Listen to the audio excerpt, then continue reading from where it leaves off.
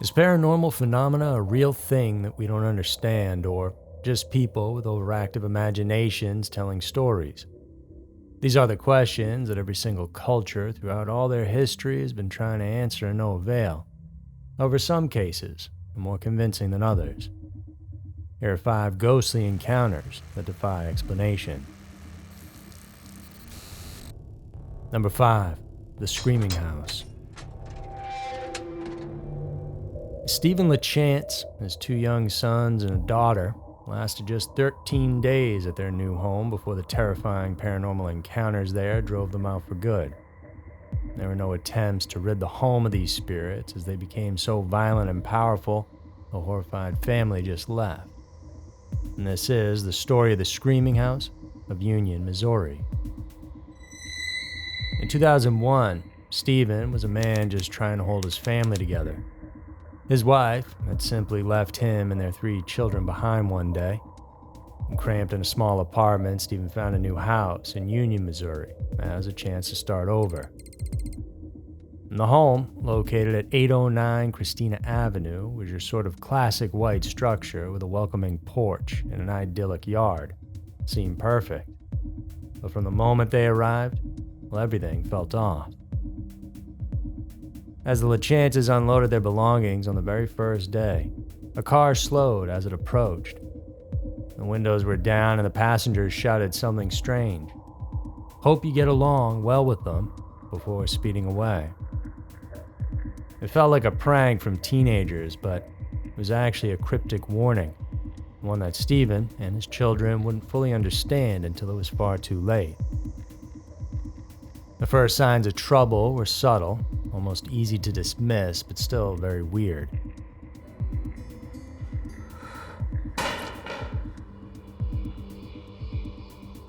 In the evenings, the family started seeing bright lights shining into their windows. The lights so intense they couldn't be ignored. But every time Stephen went outside to investigate, well, there was nothing. No source, no explanation.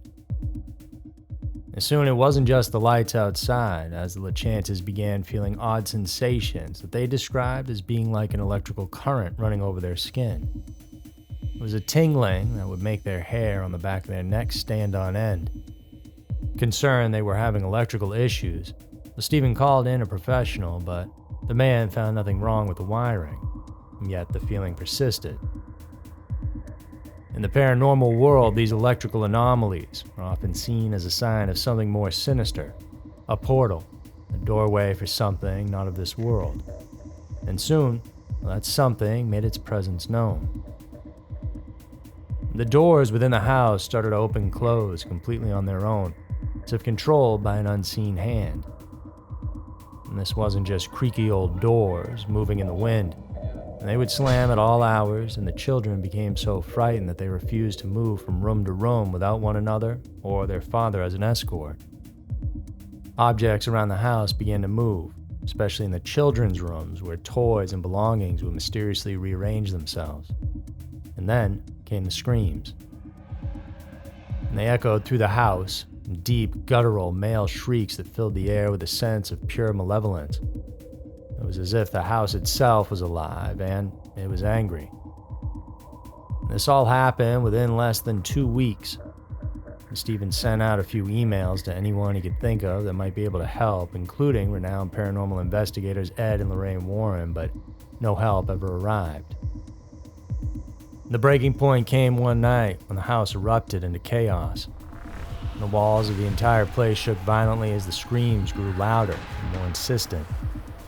Stephen's children cried from their rooms, and when he raced to help his daughter, well, the door wouldn't budge open, no matter how hard he slammed against it. Inside, his daughter was screaming, pounding on the door, pleading for her dad to save her. In that moment, Stephen did the only thing he could think to do. He prayed. He looked up to the heavens and shouted, "God help me." And then, as if answering his desperate plea, the door flew open. Stephen scooped up his daughter and ran, not daring to look back at the closet where the screams seemed to be coming from. And that feeling of being unable to help his little girl was enough. The LeChance family fled that night and never returned. Number 4. The Popper Poltergeist. On February 3rd, 1958, James Herman, a hard-working family man from Seaford, Long Island, received a phone call at his workplace that would forever alter his perception of reality. On the other end of the line was his wife, Lucille, and her voice shaky because she and their 2 children, Jimmy and Lucy, had just been startled by something strange. Out of nowhere, a series of popping sounds echoed through their home. And the sound seemed to come from nowhere and everywhere all at once. Rattled but rational, James urged his family to remain calm. He thought what they were describing sounded like fireworks and thought it was just some teenagers trying to have a laugh. But when Lucille described the scene further, even James couldn't dismiss it so easily. Uncapped bottles of various substances, rubbing alcohol, shampoo, even a vial of holy water had been found inexplicably overturned in different rooms. The popping sound was the caps flying off, the contents of the bottles spilling onto the floors and furniture without a single person other than them in sight. And being as it was the 1950s, James advised his family to keep the events to themselves. He didn't want neighbors looking at them side-eyed. Then 2 days later, more bottles popped. The day after that, it happened again, and James thought it was his 12-year-old son who was into science, who must be doing something to them. But little Jimmy denied this. Just about the time he was confronting him in the bathroom about it, they both saw a shampoo bottle move on its own and then fall off the counter. Left with no other choice, James called the police. When the officers arrived, the household was thrown into even greater chaos. As if to announce their presence, the bottles began popping again right before the officers' eyes. So now, it was not only the family who had experienced this. And the authorities conducted tests, searching for any logical explanation, radio waves, electrical disturbances, but found nothing out of the ordinary. The bottles weren't warm or otherwise altered, and they were just defying the laws of physics. The word of the Hermans' ordeal spread quickly. By February 17th, a priest had arrived at the home, blessing it in the hopes of driving away whatever malevolent force had taken up residence. However, it was too late. The story had already gone public. An article in Life magazine drew even more attention, and letters began pouring in from across the country. Now, some offered scientific explanations, while others claimed the disturbances were the work of poltergeists, restless spirits drawn to the chaotic energy of adolescence. And one man in particular took a keen interest in the Hermans' case, Dr. Gaither Pratt, director of Duke University's parapsychology laboratory. He had studied similar phenomena for years. Now, he believed that under extreme situations, people, especially adolescents, could move objects through the use of their minds and emotions. Believing this might be a perfect example of just that, while he, along with his team, visited the house, hoping to document the strange occurrences and provide some answers. But as suddenly as this had all begun, the activity ceased. It was as if the very presence of scientists had scared the spirits away. Despite about 70 documented incidents of objects moving and bottles popping, nothing further happened after the doctor's visit. The Hermans eventually moved away, leaving behind a mystery that has never been fully explained. Number 3. The Betz family sphere. On March 27, 1974, the Betz family, Antoine, Jerry, and their 21-year-old son Terry, found themselves inspecting the aftermath of a small brush fire on their property on Fort George Island in Florida. What they stumbled upon that day would change their lives forever. Among the charred grass and underbrush, they discovered a bright metal globe about the size of a bowling ball. It was heavy, but otherwise seemed unremarkable. The family, intrigued by the strange object, took it home, completely unaware of the strange events that would soon unfold. It all started innocently enough, and Terry was playing his guitar when the ball then began to respond to the music, resonating with its own sound. They then played with the ball further, and found it would reverberate for long stretches of time after being hit with a hammer, making a throbbing sound. If you picked it up and shook it and then placed it on the ground, well, it would move. But it moved in a way that seemed to show intelligence. It would navigate around tables and chairs. The family claimed it would follow them around the house, almost like a pet. Baffled and a bit frightened, the Betzes reached out to the media. I have no knowledge of how the spirit itself happened to be in the place where I found it. As I've stated previously, when I found it, it was on top of the ground. It was not embedded. I saw no charred marks, no big indentations in the ground. In fact, it looks as if someone had taken it and set it in the spot. Hoping someone could shed light on the mysterious artifact, the Jacksonville Journal dispatched photographer Lou Egner to the scene, and what he witnessed defied all logic. I'm leery of this kind of thing. When I got there, Mrs. Betz said, "You won't believe this if you don't see it." They told me to put the orb on the floor and give it a push. It rolled a ways and stopped. So what? Just wait a minute. Then it turned by itself, then rolled about 4 feet. It stopped. Then it turned again and rolled to the left about 8 feet, made a big arc, and came right back to my feet. Once that report was published, well, everyone wanted to get a glimpse of their own to see what the oddball could really do. One of the many intrigued people was Carl Wilson from a holistic institute in Baton Rouge. After spending 6 hours examining the sphere, well, he claimed it emitted a powerful magnetic field and was transmitting a radio signal. And many wondered at this point if this thing could be something from extraterrestrial origins. Desperate for answers, Mrs. Betz contacted the nearby U.S. Navy base. They examined the sphere, conducting X-rays and metallurgical tests. The results were pretty mundane. High-grain stainless steel, hollow, with a tiny 3mm triangle as its only marking. It was, by all accounts, a perfectly ordinary piece of metal. Dr. J. Allen Hynek, a renowned astronomy professor, then entered the scene next. With his reputation on the line, he examined the sphere but found nothing that pointed to extraterrestrial origins. It was man-made, he concluded, disappointing many who would hope for a more sensational explanation. But still, the question remained. If it was man-made, well, why did it exhibit such bizarre behavior? And the mystery might have faded into obscurity, if not for a few sharp-eyed individuals. Lottie Robinson, after seeing the sphere on the news, recognized it as a ball check valve, identical to one she had stored in her garage for years. Another man, Robert Edwards, showed reporters a nearly identical stainless steel ball, freshly manufactured and matching the Betz sphere in size and weight. So was the Betz sphere just an ordinary industrial artifact? The evidence seemed to suggest so. But how could something so mundane cause such a stir?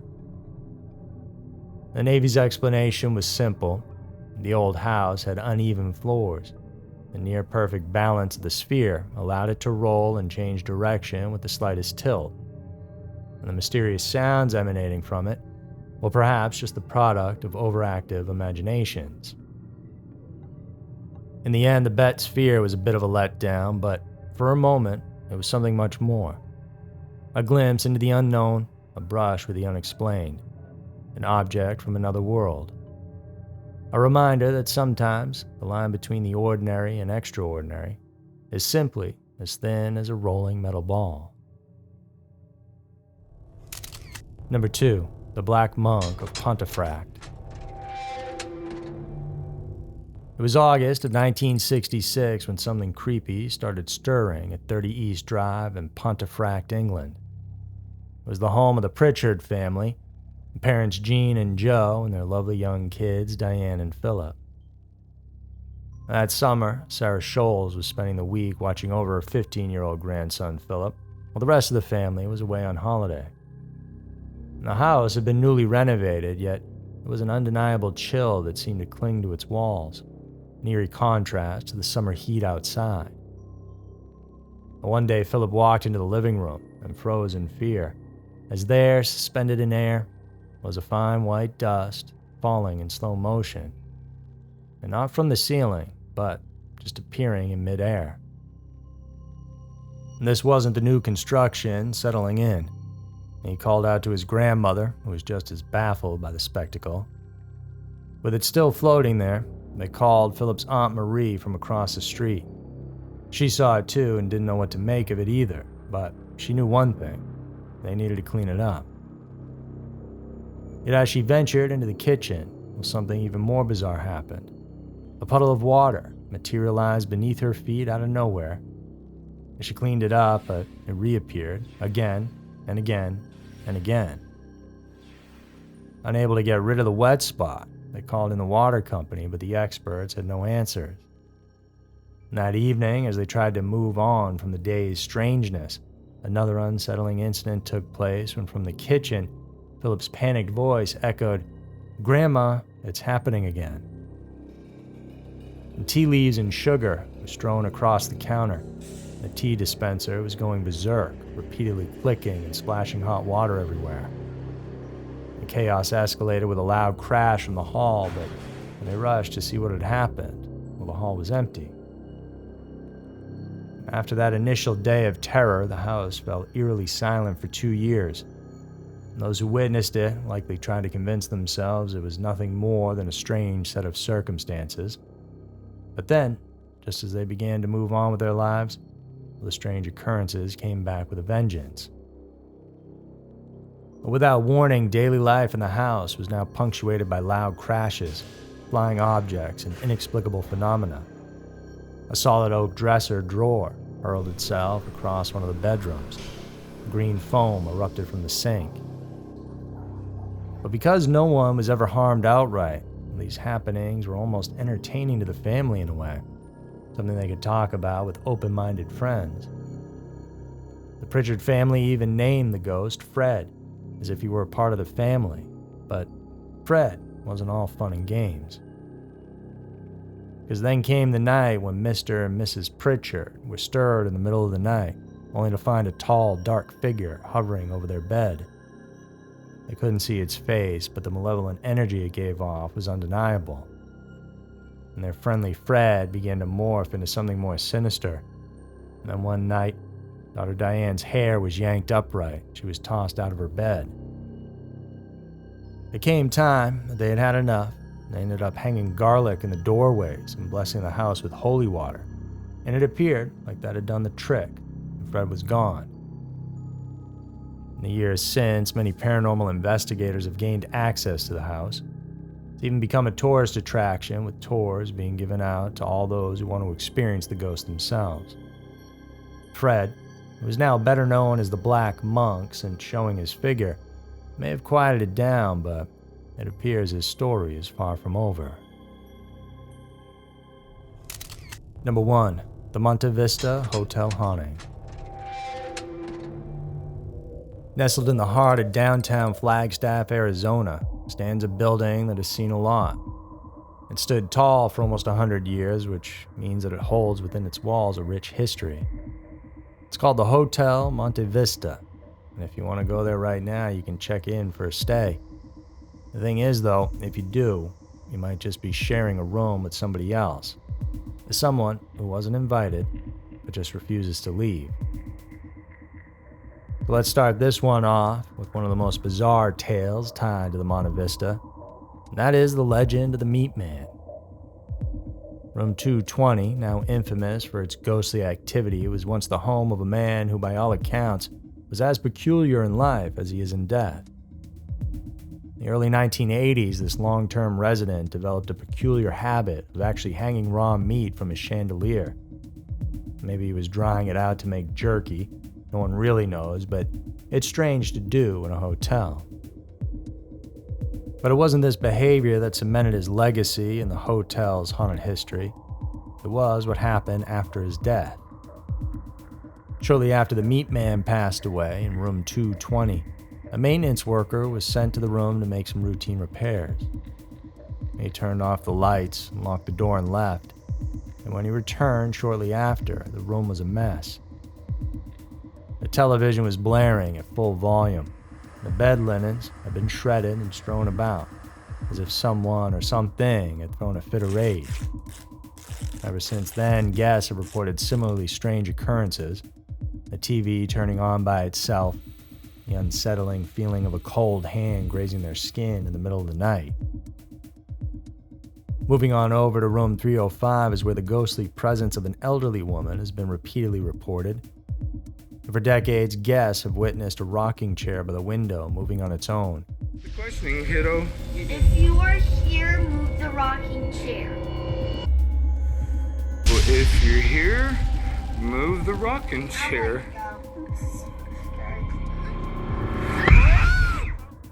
Some have even claimed to see the old woman herself, gazing out the window with a look of deep longing. Her full story remains a mystery, but it's said that in life, she would sit by that very window day after day, waiting for someone who never came. And now, perhaps she's still waiting. Then there's the tragic story of the bank robber. In 1970, 3 men fled to the Monte Vista's cocktail lounge after pulling off a daring heist in a nearby town. One of the men, who was wounded during it though, celebrated a bit too soon. He ended up bleeding out at that bar, his final moments spent in the very place where he had sought refuge. And since then, bar patrons have reported hearing a cheerful "good morning" from an unseen voice, or seeing drinks move across the bar on their own. But not all the spirits at the Monte Vista are content to simply haunt, as some are driven by the rage of their untimely and brutal deaths.